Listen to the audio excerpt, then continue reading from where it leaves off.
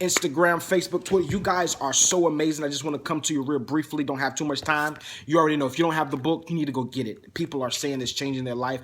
AOSinspires.org. You can get your copy today and get it shipped to your house. Now, what I want to talk to you about, I had a young lady post on my last video. She was saying, why is it so difficult for me to disconnect from my ex? Now, just got 3 points for you. Number one, a lot of people don't like starting over. Number two, a lot of people don't like going through the process of trying to find another person.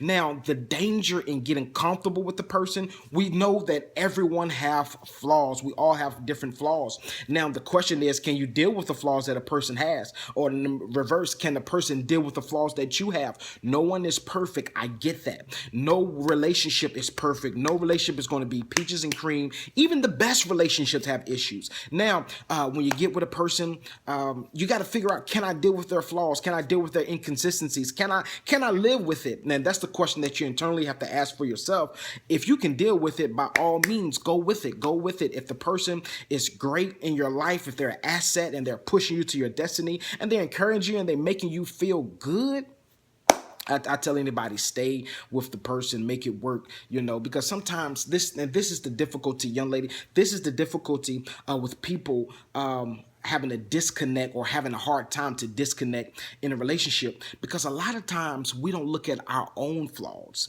and that's the most damaging part in my opinion. That's the most damaging part in any relationship. A lot of people don't want to look at their own self. They don't want to be Michael Jackson. Let me look at the man in the mirror. Let me see what I'm doing wrong in the relationship, and let me fix me. Because once you fix you, then the other person should, recognize their flaws. And I'm gonna tell you this: when a person truly, truly, truly loves you, if something bothers you about them, if they do something that bothers you, if they truly love you, they will in fact change it. I promise you. I've seen it millions of times. If you love someone, you will change it. That's why the Bible tells us, if you love me, do what? Keep my commandments. That's it. If you love me, you will change some things that irritates me, that gets under my skin, that does not make me feel as if that you love me. You will go that extra mile. Why? Because you love that person. Number three, the enemy wants to horn in on your confidence. He wants to make you feel as if you're not valuable. He wants to make you feel as if that you're not beautiful, that you're worth nothing. So what he wants you to do, he wants you to stay in the contaminated relationships, because he understands that it will hinder your growth. A person that's not meant for you, or that's not destined for you, will hinder your growth, hinder your spiritual growth, hinder your financial growth. They will just hinder your growth altogether. So my suggestion, go to God. Spend some time with God, just you and God. Sometimes you may have to fast from social media, food, TV, friends, family members. Sometimes you may have to just sit alone and just talk to God and say, God, I need your help. I need your direction, because it's nothing worse than marrying someone because you're settling, because, and I know this is uncommon to hear from a preacher, but it's nothing worse than marrying someone because you made a bad decision. You got caught in the moment of lust and you guys had a baby, and now you feel as if that you're committed or obligated to marry this person.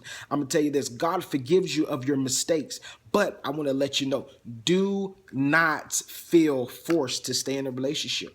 Don't feel forced, because when you feel forced, things happen. Things such as your destiny may get aborted because you're with the wrong person. I'm gonna tell you this, and I'm gonna let you go. A person that's connected to you should do three things. They should love you unconditionally. They should push you to greatness, and they should be enemies to your deficiencies. If they're not enemies to your deficiencies, they're just pacifying you. I had someone, I was eating something terrible. I shouldn't have been eating. I was upset. So what they did was they took what I was eating and threw it out the window. It made me so upset. But I had to understand and come to grips with myself that was for the betterment of me. It was nothing that what I was eating was not good for me. So I just want to let you know that they need to become enemies to your deficiencies. They need to support you and push you to your destiny. And also they need to love you unconditionally. If they don't fall in those three categories, you need to be like Beyonce and say to the left, to the left. But I thank you for your connection. If you don't have the book, you need to go get it, Winning After a Major Loss. It's going to change your life forever. If you're connected to me on Facebook, thank you. AOS.inspires, Instagram, AOS.inspires, Twitter, AOS.inspires. Go visit my website. You can get connected to all my social media platforms, AOSinspires.org. I just want to personally say thank you for your connections. Because of you, I'm connected to so many people and we're able to reach the masses. Again, thank you for your connection. Grace and peace. See you next time.